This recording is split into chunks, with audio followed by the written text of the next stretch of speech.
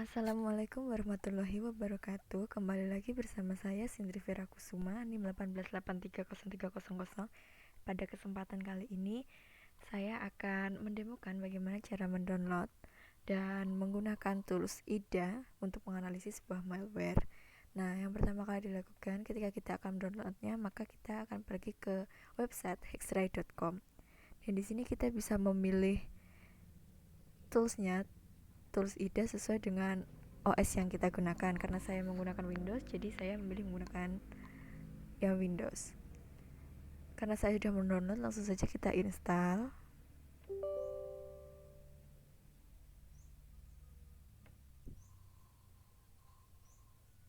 Kita klik next saja.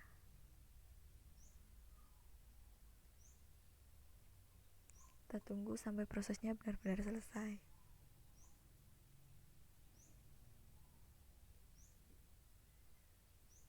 Nah, kita klik finish jika sudah selesai. Dan kita langsung saja jalankan. Klik OK. Lalu kita pilih yang new. Di sini kita akan memilih yang akan kita analisa.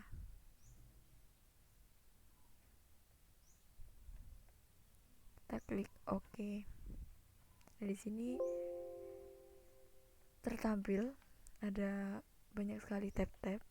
Di sini ada function Windows yang berisi dari informasi atau modul-modul yang tadi labs 0101 DLL.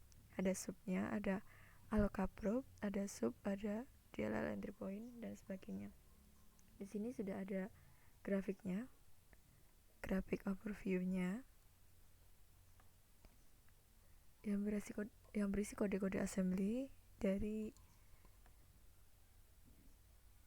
aplikasi tadi. Kita coba cek. Di sini saling terkait, saling terhubung.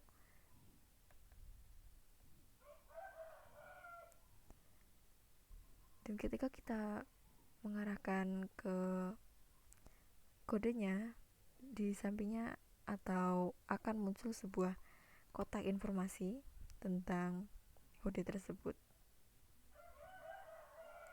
Mari kita beralih ke hack view 1. Di sini menampilkan hexanya.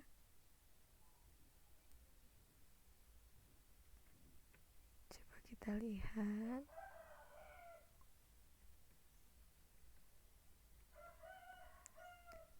Di sini ada ASCII dari hexanya. Kemudian kita lihat strukturnya.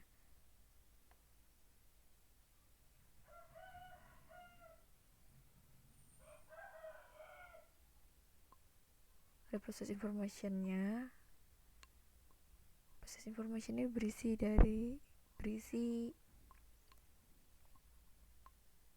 binary. Kemudian ada proses information struct-nya. HP proses, head rate, DB proses ID, DB thread ID, dan sebagainya. Coba kita beralih ke enum-nya. Hanya berisi tentang informasi insert delete control atau fungsi-fungsi untuk menggunakan enumerasinya. Di sini ada import. Coba kita lihat yang soket. Nah, di sini ada bagian soket tadi. Coba kita beralih ke sun-nya.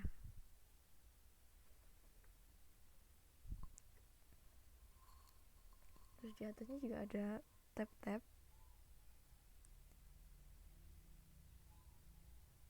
Coba kita lihat quick debug file-nya. Kita lihat yang segmen register. Ini merupakan isi dari segmen register.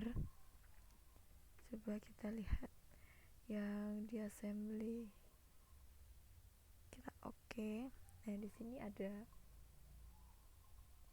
informasi yang lebih bisa dibaca. daripada kode-kode assembly-nya. Di sini ada tulisan this file has been generated by the interactive assembler IDA. Yang berarti kita generate menggunakan tools IDA. Ini ada input SHA-nya, kemudian ada input MD5-nya dan CRC3-nya. Ini namanya lab 0101 DLL tadi, dan formatnya PE, portable table, kemudian ada image base-nya, timestamp-nya, dan section virtual address-nya.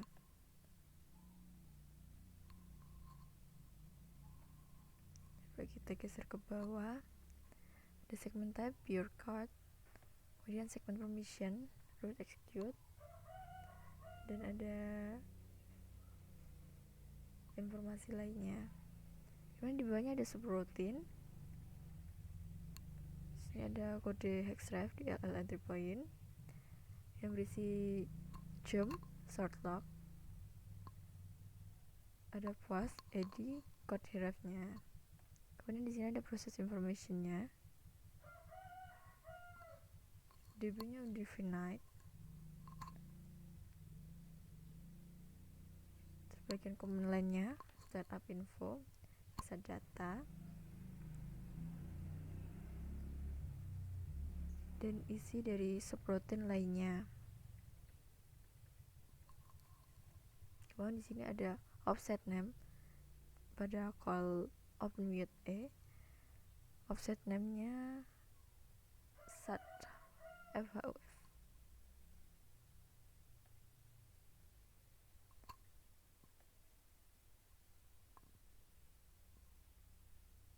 Sini kita juga bisa mencari. Coba kita cari.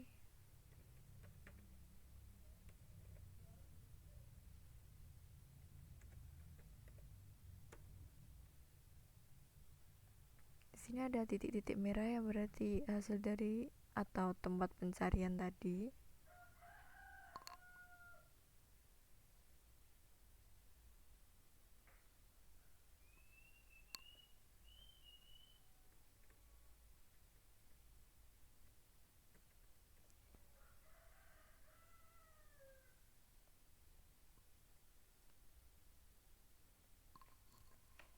Sebenarnya kita juga bisa melihat seperti tadi yang soket.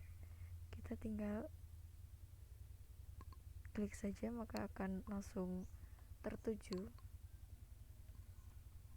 pada kode yang dimaksud. Sini ada import dari MSVCRT-DLL.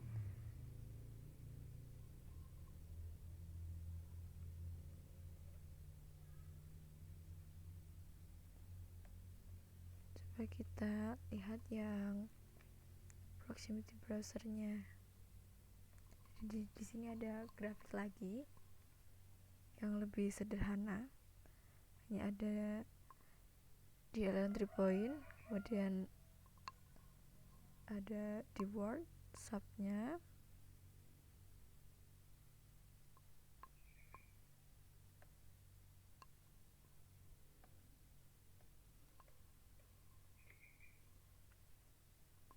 coba kita beralih ke import. Tadi dari yang terkumpul dari library kernel 32 ada MSVCRT, ada WS2_32, kemudian ada address-nya dan ordinalnya. Coba kita beralih ke string-nya. Nah, di sini ada string-nya, ada beberapa string. Coba kita cek di hello. Sama seperti yang sat FHOF tadi.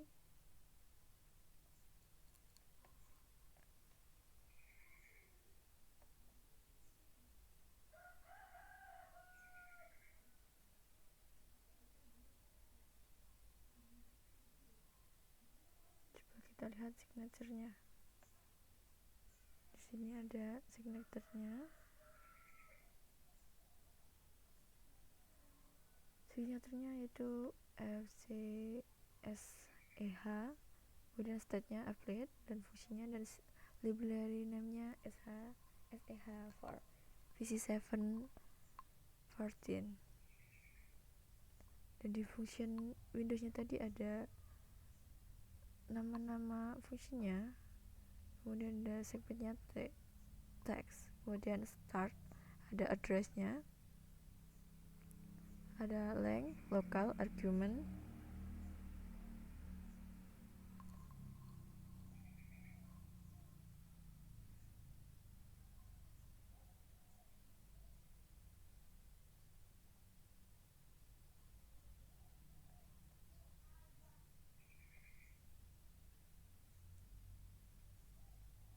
kita lihat breakpoint-nya, breakpoint list tidak ada.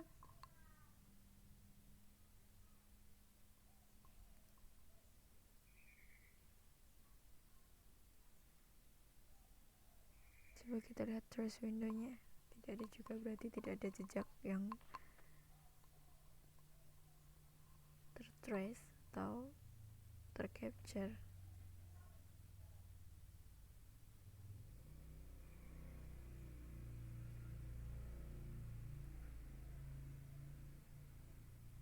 Nah, di sini ada nama-nama, kita tadi melihat atau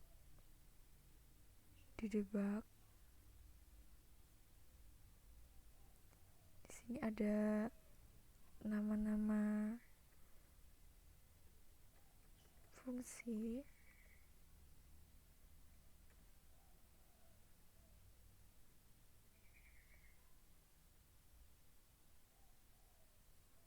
Ketika kita klik, maka akan langsung tertuju pada kode yang dimaksudkan. Ini ada import descriptor kernelnya, ada timestamp, forward chain,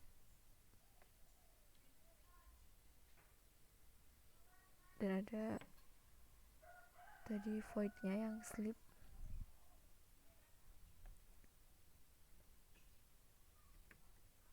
Coba kita beralih ke memori.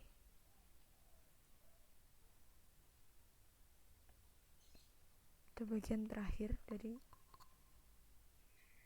kodenya di DLL entry point.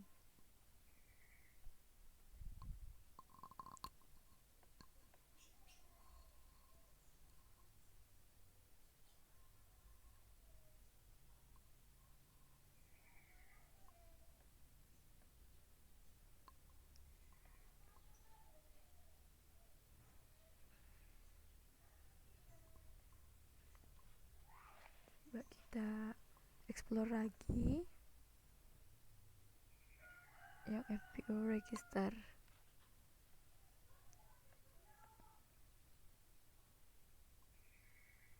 Di sini tertampil FPU registernya. Ada banyak tab yang bisa dijelajah atau dieksplor untuk menganalisa suatu malware, dan mungkin hanya itu saja yang bisa saya sampaikan. Tapi sebelum itu kita akan membahas tentang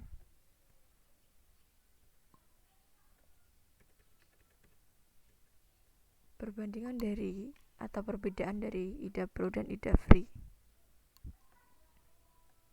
Yang pertama, untuk supported processor, IDA Pro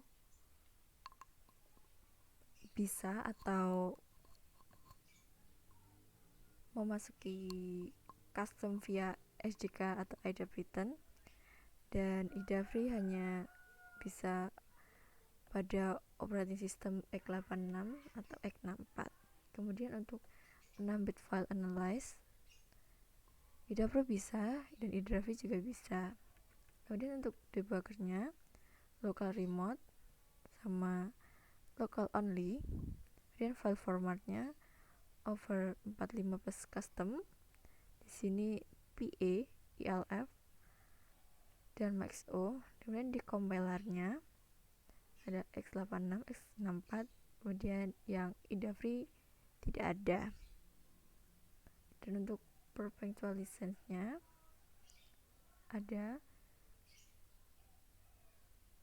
Yang jelas terlihat sebagian besar fungsi atau fitur IDA Pro yang tidak ada pada IDA Free. Karena jika kita ingin menggunakan IDA Pro, maka kita harus membelinya. Dan jika hanya ingin menggunakan IDA Free-nya, kita hanya perlu mendownloadnya saja. Mungkin hanya itu yang saya sampaikan, kurang lebihnya mohon maaf. Wassalamualaikum warahmatullahi wabarakatuh.